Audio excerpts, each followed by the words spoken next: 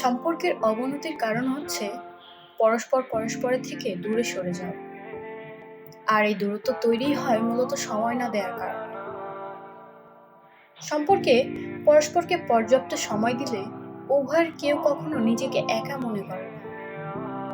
আপনি যখন সম্পর্কে থাকা মানুষটাকে সময় দিবেন, কথা বলবেন, তবে তার বিষণ্ণতা, মন খারাপ আর একাকিত্ব এমনিতেই দূর হয়ে যাবে।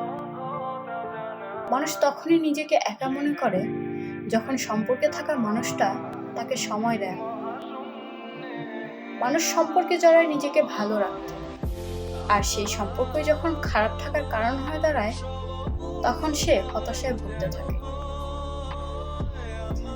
সম্পর্কের মানুষটাকে সময় দিলে আপনার সময় নষ্ট হয় না, বরং সম্পর্ক আরো গভীর হয়।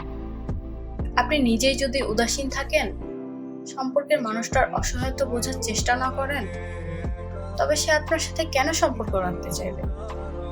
শুধুমাত্র ভালোবাসে বলে? অবহেলায় অনুভূতি নষ্ট হয়ে গেলে মানুষ আর তখন ভালোবাসা বোঝে না, মুক্তি খোঁজে। কাউকে বুঝতে হলে তাকে সময় দিতে হয়, তার সাথে কথা বলতে হয়, তাকে কখনো একা লাগতে দিতে হয় না।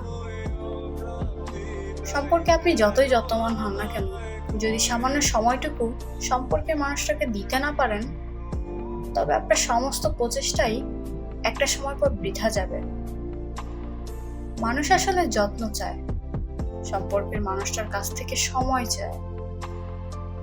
আর যদি সম্পর্কে থেকেও সে দুটোর একটাও না পায়, ঠিক তখনই সে তার থেকে মুখ ফিরিয়ে নেয়।